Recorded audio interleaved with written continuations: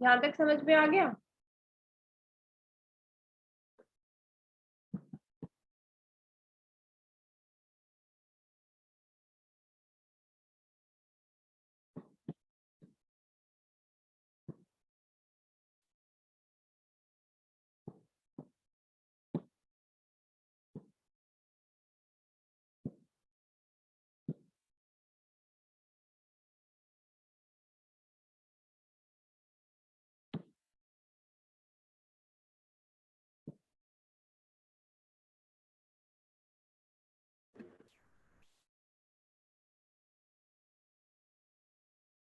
आगे बढ़े।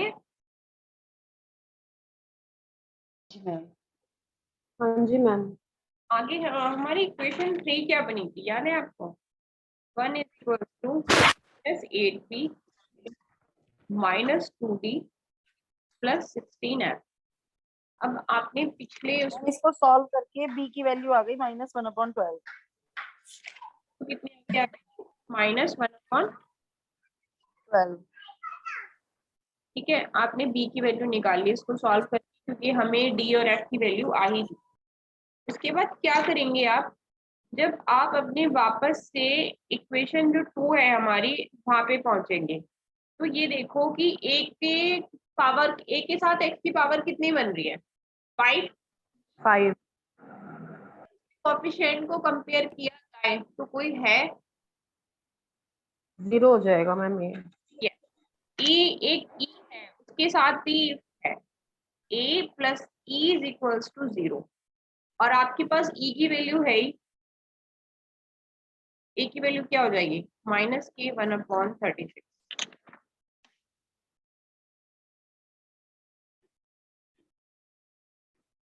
अब बताइए, किसी को कोई डाउट?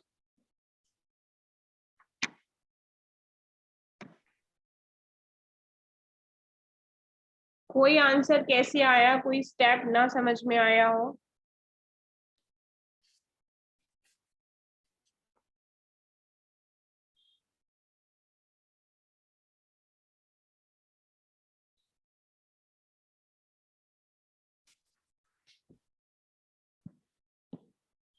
मैम ये a + e = 0 नहीं समझ में आया। a + e = 0 जब हम इक्वेशन 2 में देखेंगे, क्योंकि इसमें f भी आना चाहिए तो। उसमें कोएफिशिएंट कंपेयर करेंगे लेफ्ट और राइट साइड में, तो एक साइड तो प्लस ई है, x की पावर 5 रखते हैं, राइट में तो इक्वेशन x² से शुरू हो रही है ना, लेफ्ट में जी जी। कोएफिशिएंट है ही नहीं, जब कोई कोएफिशिएंट नहीं है इसकी वैल्यू क्या होगी? ओके। और e की वैल्यू हम निकालेंगे 1/30, तो a की मैम इसमें हम ये भी तो रख सकते थे x² = 2 रख लेते, फिर आपके b c d और ये 0 हो जाते, फिर आपका a e और f में इक्वेशन आ जाती। =2 करके तो हमने वैल्यू निकाल सकते ना, जितने पॉसिबल वैल्यू निकाल सकते थे। x²। नहीं, a की वैल्यू निकालने के लिए बोल रही मैं आपसे, हम ऐसे भी तो रख सकते थे। नहीं, वैल्यू तो हमने वैसे ही निकाली है, x² 2 पुट करके।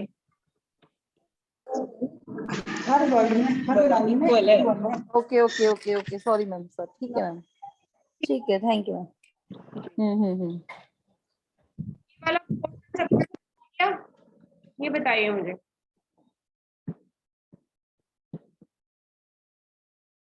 अब जो 2 क्वेश्चन है आप उन्हें होमवर्क से करेंगे, और पार्शियल फ्रैक्शन में इतना ही आएगा, इससे ज्यादा नहीं आएगा। ये टॉपिक खत्म।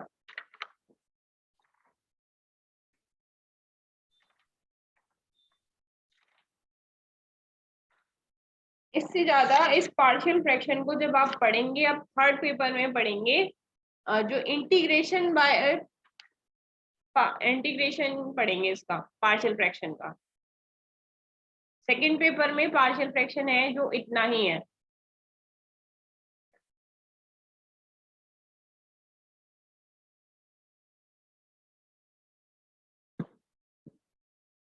मेरी वॉइस आ रही है सबको, ये बताओ?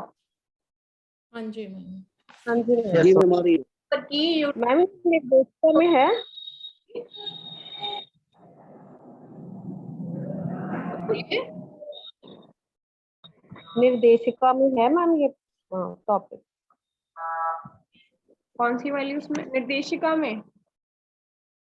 देख लेना आप निर्देशिका में।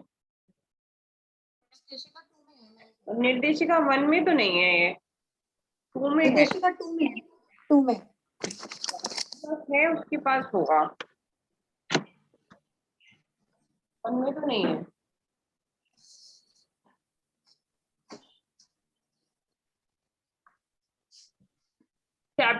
सेकंड पेपर की आपकी यूनिट 3 पार्शियल फ्रैक्शन से रिलेटेड थी, वो कंप्लीट हो चुकी है। इससे आगे इंटीग्रेशन होगा, वो 3rd पेपर में होगा।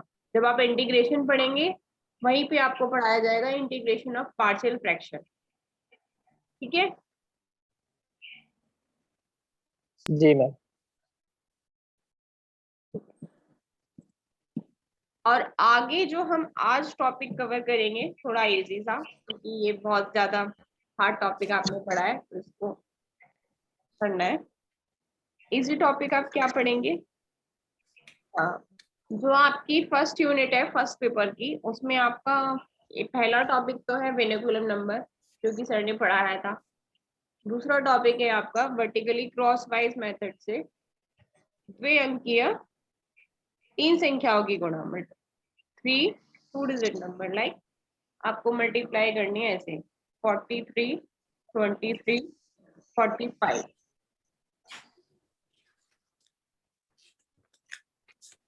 तो इसके लिए आपको क्या करना है, ये देखो कि हमने अल्फाबेटिकली अगर हम नंबर्स को लें, A B C D E F, तो आप इसकी मल्टीप्लाई कैसे करेंगे?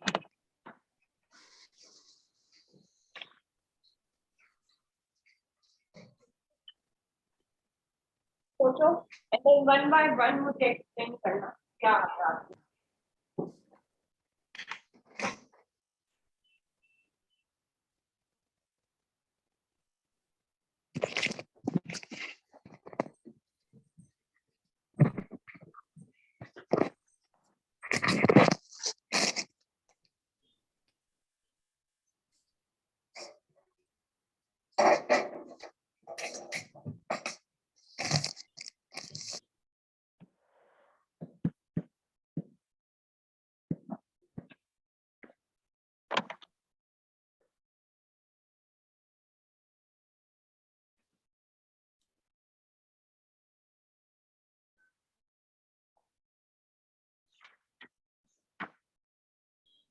मैम ऐसे कर सकते हैं कि पहले जो फर्स्ट टू हैं उनको वर्टिकली क्रॉसवाइज करा, फिर उनके रिजल्ट को ईएफ से वर्टिकली क्रॉसवाइज किया। मुझे कॉपी पे लिखे व्हाट्सएप करो ग्रुप में, ऐसे तो आप बोलेंगी तो मुझे समझ में नहीं आएगा ना।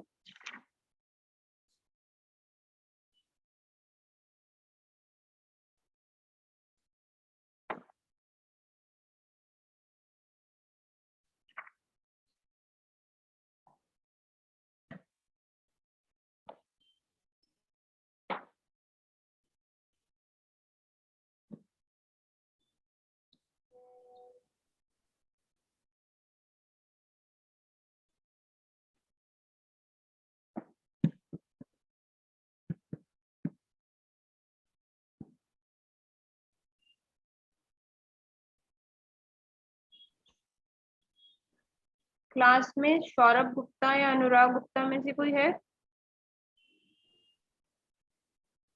जी मैम। नाम क्या है आपका, नाम बोलिए मुझे। अनुराग गुप्ता। ओके, सौरभ गुप्ता है क्लास में?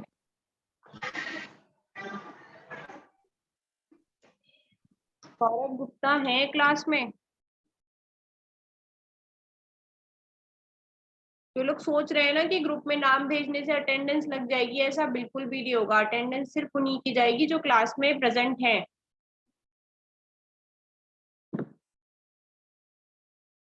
क्योंकि ऑनलाइन क्लास की परमिशन नहीं है आपकी।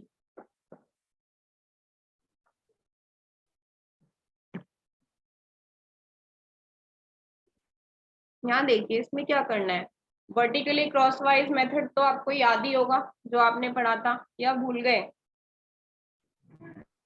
मैम एक बार ग्रुप में चेक करना। ओके,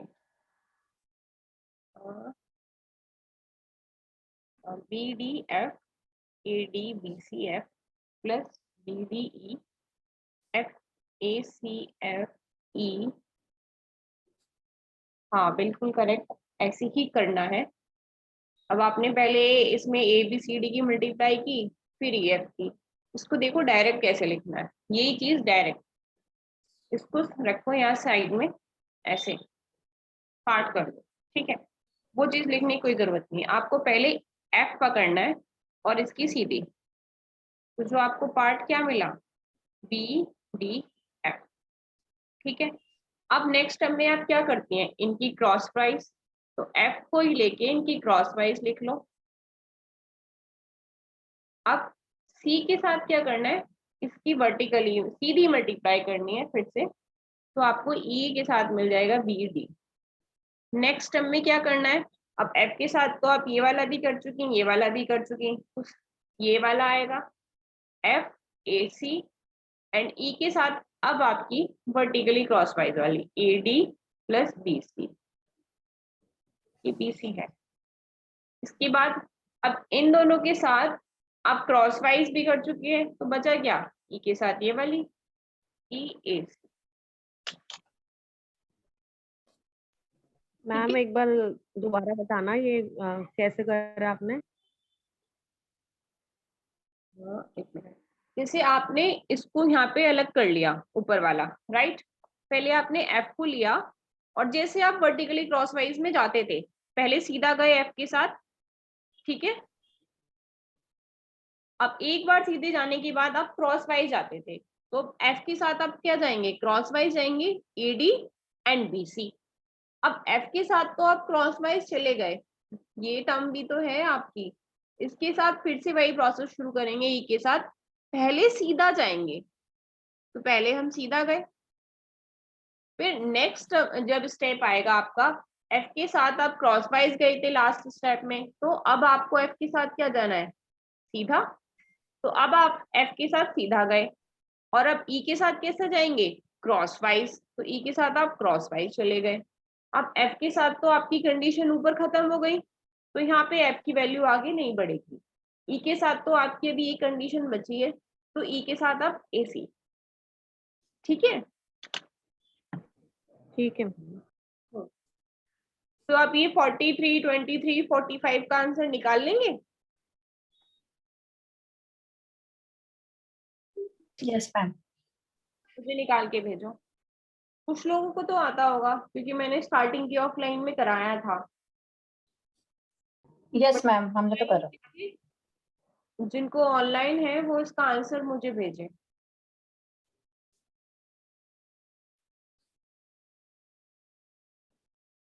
इसी वीक में आपकी वाइवा की डेट आ जाएगी, तो जिनके प्रोजेक्ट नहीं आए हैं हार्ड कॉपी में वो सबमिट कर दें, नहीं तो उसके बाद ये मत बोलना कि हमने तो प्रेजेंटेशन अच्छा दिया था, हमें 30 नंबर क्यों मिले हैं, क्योंकि वो प्रेजेंटेशन सिर्फ 30 नंबर का ही रहेगा,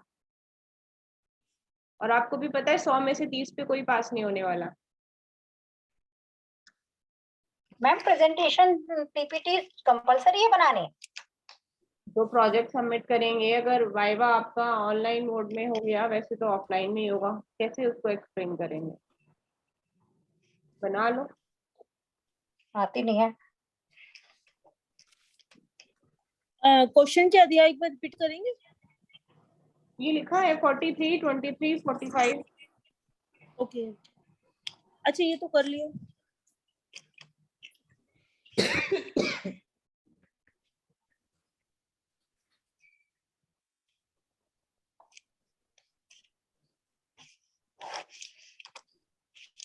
आंसर आया है 44505, सभी का यही आ रहा है।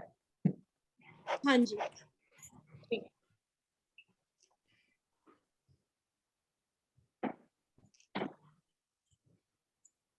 तो आप लोग प्रैक्टिस कर लेना इनकी, इनकी 45। मैम इस क्वेश्चन का आंसर रिपीट करना एक बार। लास्ट वाले का में जी हिमांशु मैम। भेजा है, देख लो आप 44505।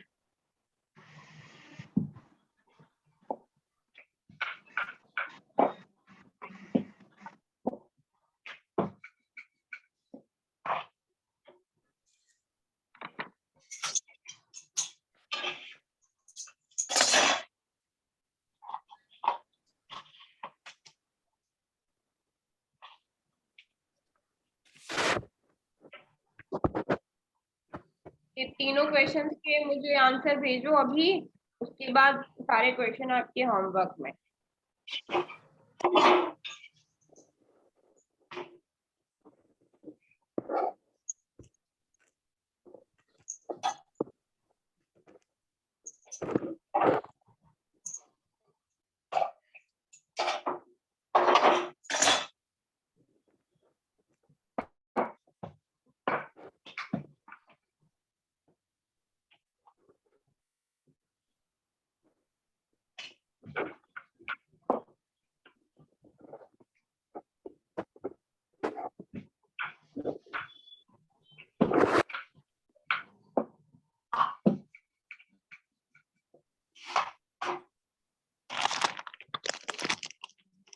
ये तीनों के आंसर भेजो, बाकी आपके होमवर्क में है।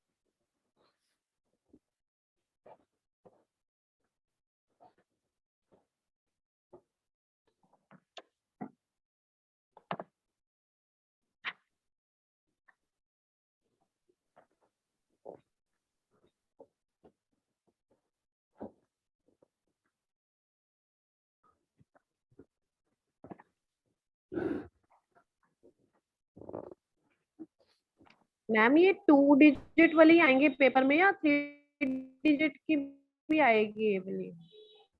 ये वाला भी आएगा और 3 वाले भी आ सकते हैं, पहले इसको कर लो फिर 3 वाला भी कराएंगे अभी।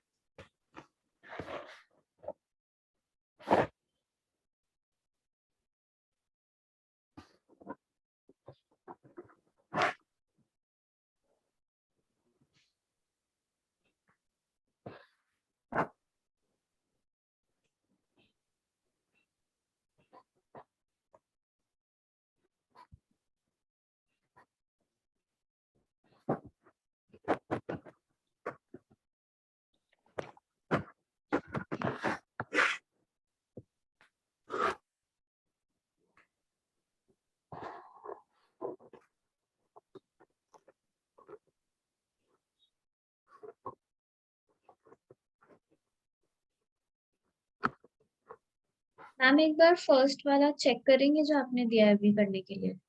कौन सा वाला? ये वाला? नहीं, जो होमवर्क में फर्स्ट दिया है, ये 16 इंटू 23 इंटू 45। आंसर बताओ क्या आ रहा है मुझे।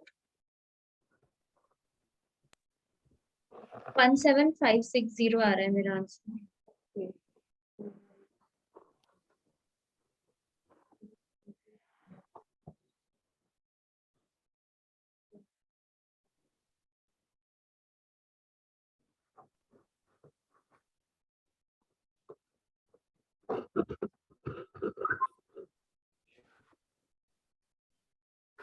आपने थर्ड स्टेप किया है ना? 2z, ठीक है।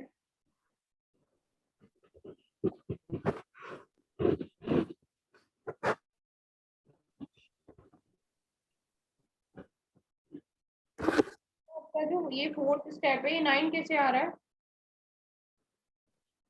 4 2 8 होना चाहिए ना।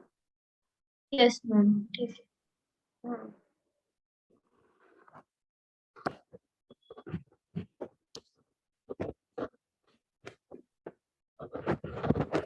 बाकी सब ठीक है स्टेप।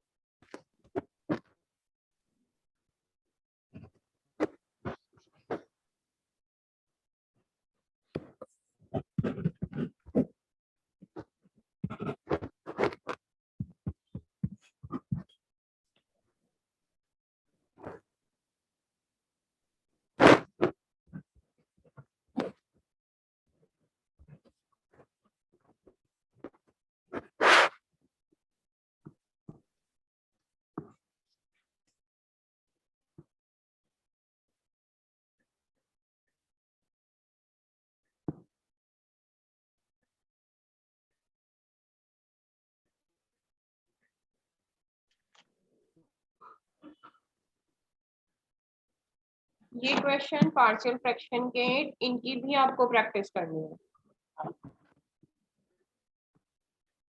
ठीक है।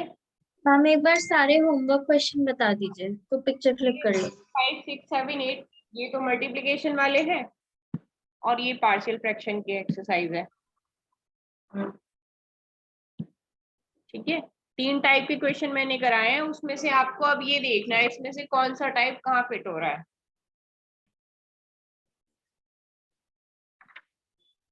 मैम नेक्स्ट पेज ये मैम दूसरा पेज करना एक बार ही स्क्रीनशॉट के लिए।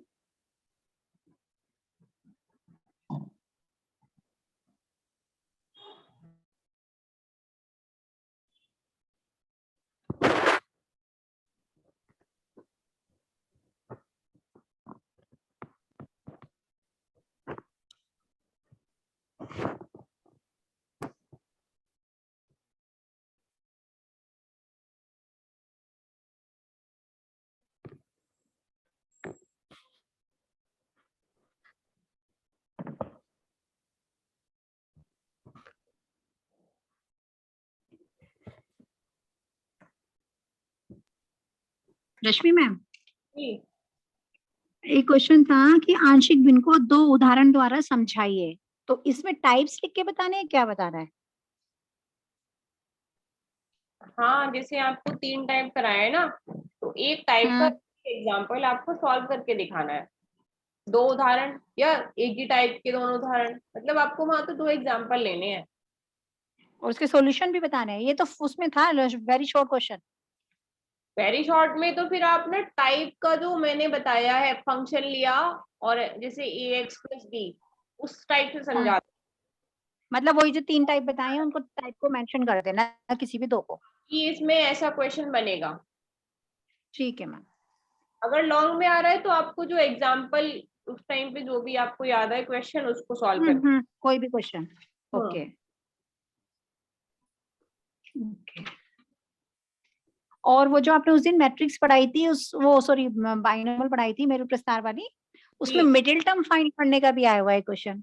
हाँ, मिडिल टर्म का भी आएगा, उसको बताएंगे। वो तो एक शॉर्ट था। अच्छा अच्छा अच्छा। Detail Okay. क्लास में उसको सारा एक्सप्लेन करेंगे। Okay ma'am, thank you.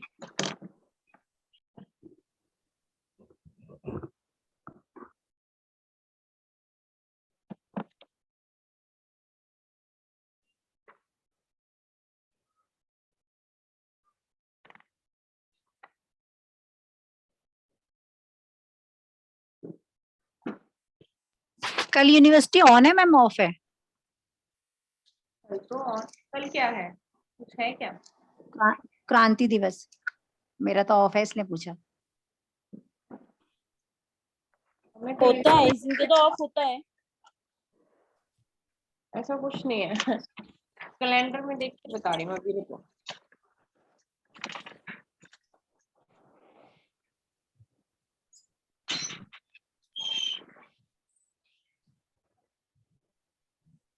Exam तो है यूनिवर्सिटी में कल, शायद वाले एग्जाम तो हैं जो ग्रेजुएशन वाले चल रहे हैं।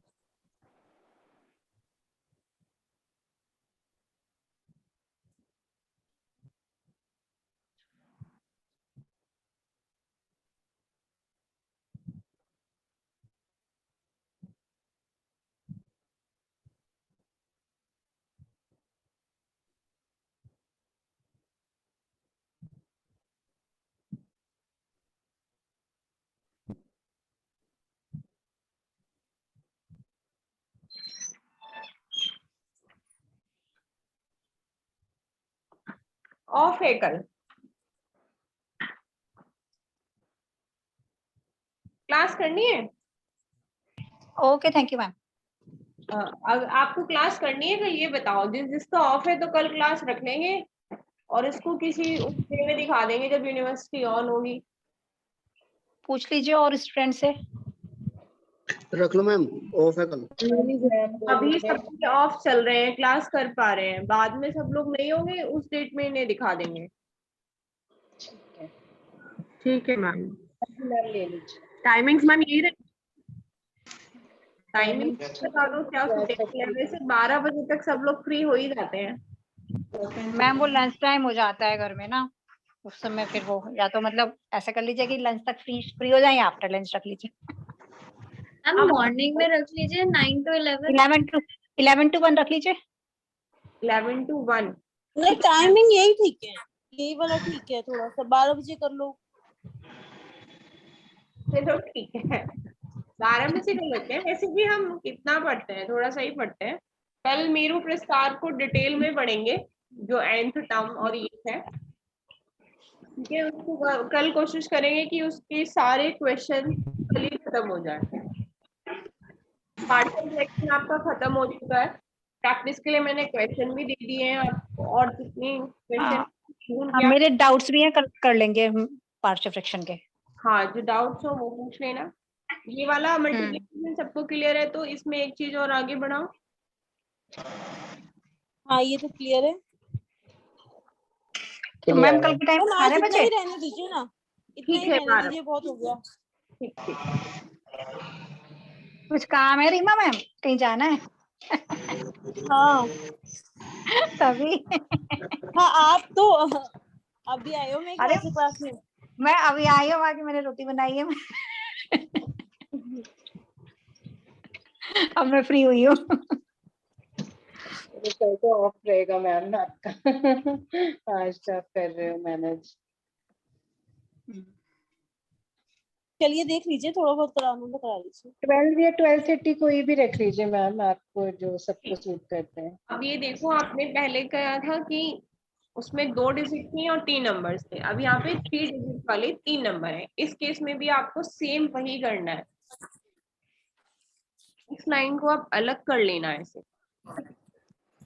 और फिर आप जैसे मैंने किया था, पहले आई लिया, आई के साथ सीधा गए IFC। इसके बाद आप आगे बढ़ेंगे, आई के साथ अब आप क्या लेंगे, ये क्रॉस वाइज, तो आई के साथ आपका आएगा BF प्लस EC। अब H भी लेंगे इसमें आप, और H के साथ आप क्या लेंगे, इसको सीधा, तो मतलब HCF। ठीक है। अब आई के साथ आप कौन सी टर्म लेंगे, तीनों टर्म्स, ये सीधा और AFN CD, AFBE plus CD। Then H के साथ आप क्या लेंगे, अब इन दोनों का क्रॉस वाइज एक स्टेप आगे बढ़ेंगे इसमें, BF प्लस EC। और नीचे आपका G के साथ फिर से यही टर्म CF। CF। अब I के साथ जब नेक्स्ट टाइम आप लेंगे तो क्या लेंगे, आप यहाँ से शुरू किया और आपने तीनों को कवर कर लिया। जब वर्टिकली क्रॉस वाइज का 2 डिजिट वाला अप्लाई करते हैं तो फिर वापस से चलते हैं, इन दोनों का क्रॉस वाइज, तो वही यहाँ पे होगा AE प्लस BD। और H के साथ अब कौन सी टर्म आ जाएगी, जो पहले I के साथ आई थी, AFBE CD।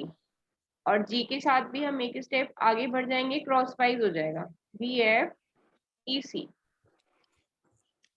बस आप ये ध्यान रखना इसको आगे करके, और इन तीनों टर्म के साथ एक एक टर्म एक एक स्टेप आगे बढ़ना। अब आई के साथ कौन सी टर्म आएगी, AD।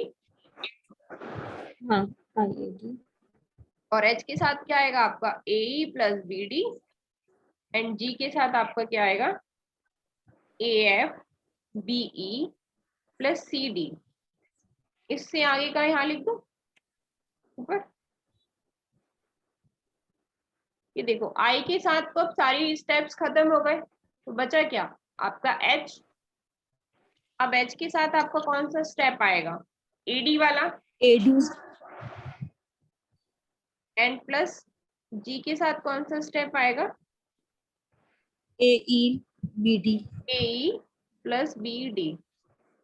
और नेक्स्ट स्टेप में क्या हुआ आपका, H के साथ भी सभी स्टेप्स खत्म हो गए, तो ADG। जी। ये आपका 1 स्टेप, ये 2, ये 3, ये 4,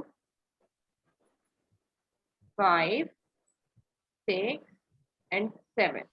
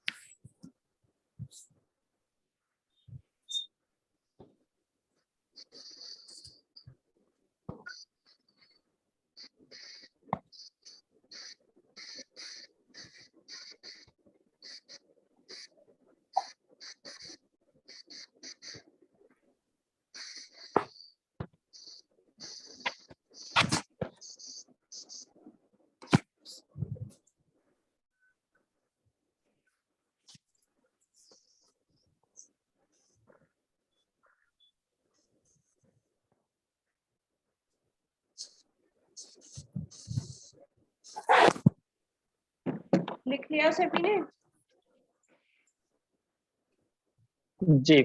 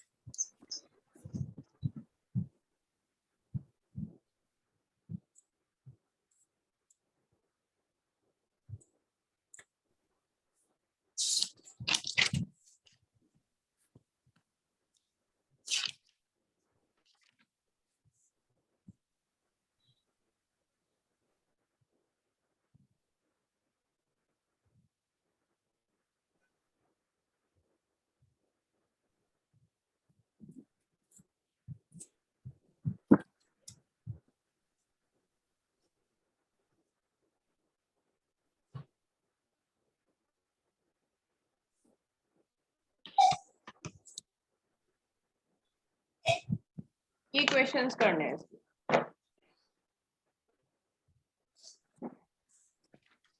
हम एक पेज पीछे जाएंगे, जहाँ पे अपने फर्स्ट 4 क्वेश्चंस लिखे हैं। ये